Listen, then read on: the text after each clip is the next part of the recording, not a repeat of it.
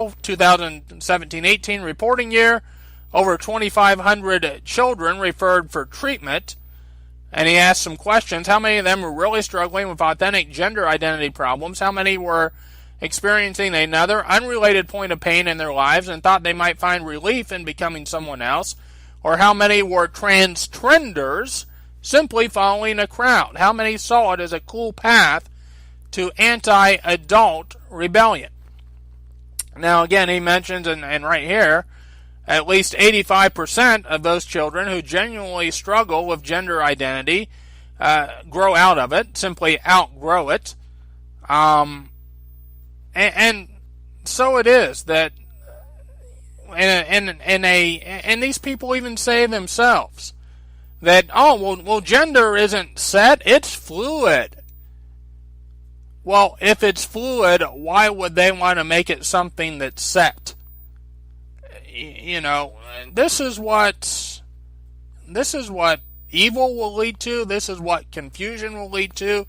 This is what trying to remove God from a country, from a mindset, from schools, from households, from the culture. This is what it will do. You know, when it comes to confusion, God is not the author of it. When it comes to Babel, God is not the author of it, which is another way of saying confusion. So then, who is? Well, I don't think it takes much time to figure it out. Do you?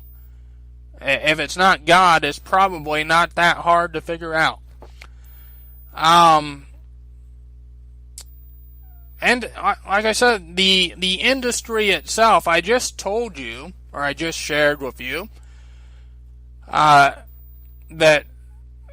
the AAP, the pediatric,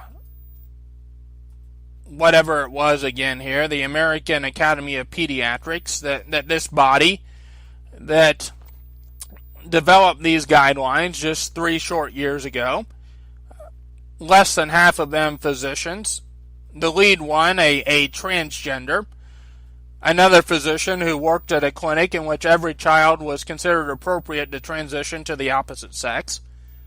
And then you look at what these states are doing right now as well. They're not even allowing constitutional rights. They're not even allowing medical rights to, I don't know, to be done.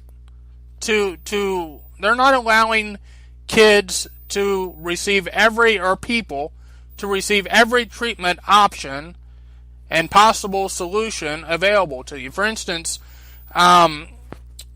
this actually dealing with same-sex attraction, so this dealing with homosexuality. CBNnews.com, assault on the rights of parents. Massachusetts, which just recently banned the same-sex attraction therapy among healthcare providers. They're either the 16th state, and I guess the 13th state, to pass such a law. Signed into law by a Republican. Of course, again, as I mentioned, I'm not partisan in that sense at this point.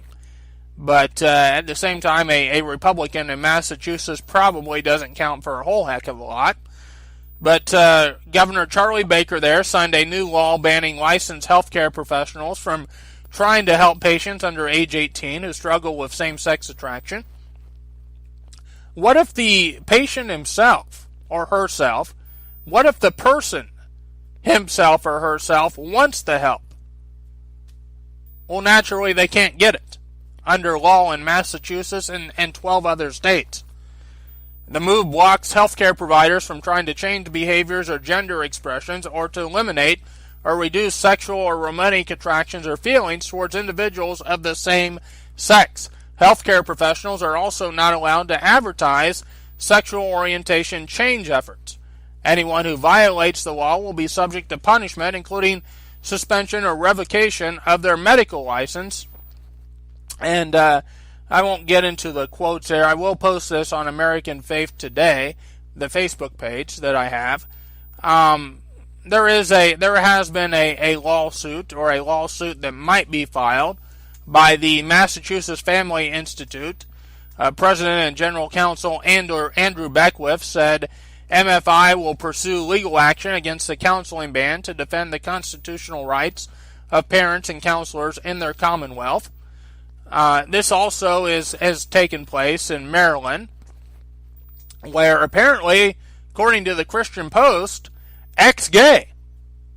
Some people would say that you can't be ex-gay. Well, apparently, ex-gay counselor has filed a lawsuit against Maryland's gay conversion therapy ban for minors.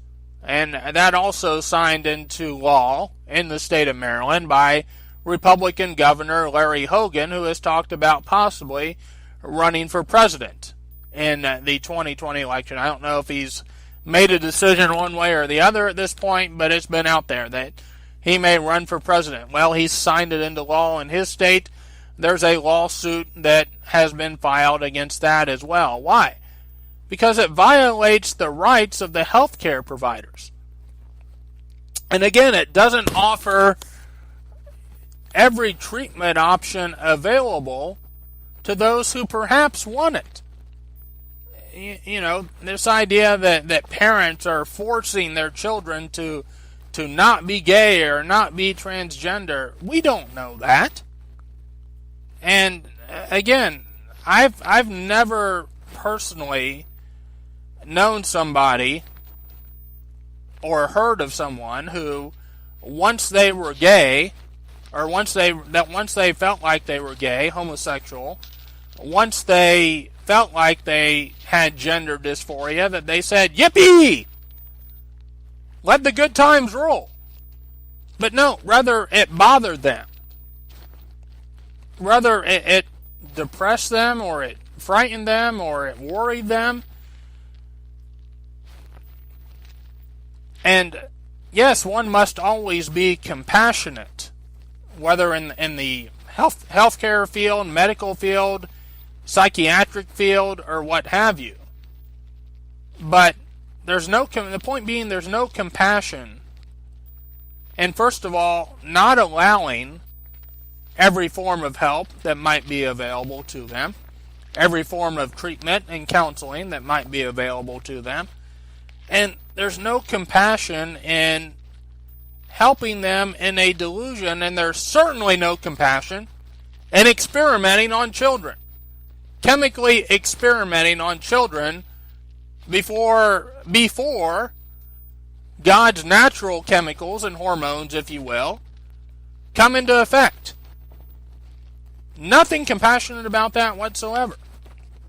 And just real quickly, again, I'm not going to have time to get to all these in detail, but a professor at the University of Louisville who had a sterling reputation, great reviews, has lost his job for advising parents to help their children embrace their birth sex. This from a site called World Magazine. Basically, and that explains it, that he lost his job over trying to side with the truth, the biological truth, the objective truth, the God-given, if you will, truth that's right there in front of everybody's eyes, and people want to ignore it. And I'm not trying to diminish whatever someone might be going through. I happen to work with someone, and naturally I don't agree with it. And whether they'll hear this or not, whether they listen to these podcasts, I am Facebook friends with them. But she has a daughter who, quite honestly, and again, I don't want to spend a lot of time on this, especially as there's not a lot of time left. But so I'm not going to go into great detail with it, especially, I guess, since it is kind of personal, especially to her and her family. Like I said, whether she'll hear it or not. But she has a daughter who is transitioning or has transitioned to her son. And again, I'm sure there's been a number of things in her life. It's not something I can go along with, is what I'm getting at. It's not something where I can ignore what God has done and refer to her as a man, or as a guy, or as a male. But it is whatever has led along the way in her life that has led her to that, and I don't doubt the pain or heart-wrenching moments, decisions, confusion, going back and forth, trying to figure things out that has occurred for her or anyone else. But at the same time, and I always go back to, I believe it's Isaiah chapter 29. And also you can find, and I want to say, I don't remember if it's 1 Corinthians, but you will find, you can look it up, that God has given each of us a body as it has pleased Him. Meaning that whatever body that you are in, whatever situation you're in, family, whatever location you're in, whatever gender you were born into, biologically, that's how God wanted it. That there was no mistake, that there was no confusion on His part, and we do have much confusion in the flesh. Without a doubt, we have many obstacles, we have many moments of heartache or problems, and at the same time, there's nothing that can't be overcome, with His help, of course. There's nothing that can't be dealt with. And there's nothing even, as again, many of us familiar with yes, I believe it is 1 Corinthians chapter 10, where it says that there's nothing happening that's happened to you, no temptation, no trial, no situation that isn't common to anyone, meaning that it could happen to anyone, and often does, and that God will never give you more than you can handle. And if you are faithful to Him, and if you lean on Him, and if you look to Him, that He will always show you a way to overcome it, show you a way out, show you a way to defeat it. And again, I'm so low on time here, but I think I've made the point. There will be other links, other articles that will be on the American Faith Today Facebook page, obviously. And just to give a teaser, if you want to check it out, I do have a article here from CNSnews.com. Again, Walt Hayer, a man who transitioned from a man to a woman to a female, who says kids are not born transgender or trans. That the title of the article, of the commentary, talking about his own sex change that he would come to regret and that he changed back from, where he retransitioned to his natural biological sex and gender of a male.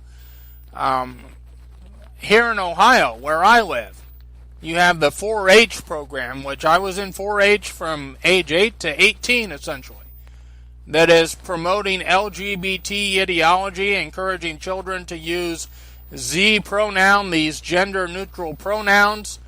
They're encouraging, or basically at these camps and these events, children of the opposite sex must share showers or sleep in the same rooms as others who identify as, again, some as the other sex or whatever sex they choose to identify as. I'll have a link here. And again, I'm trying to keep an eye on the time. Got about 45 seconds, and I'm clicking on links here. I'll have a very painful link from a woman who is kind of left-leaning, who became very discouraged by the cover-up on this very issue from the mainstream media. And I'll also have a link, not entirely unrelated, where these drag queen story times at libraries, they've uncovered a child sex offender. So our kids are very much at risk in this country, and they're always under attack. Pray for them, pray for families, always, always, always stand for what's biblically, morally, And you know what? When it comes down to it, common sense, objective truth. I'm Jason Hawes. Everybody have a great day.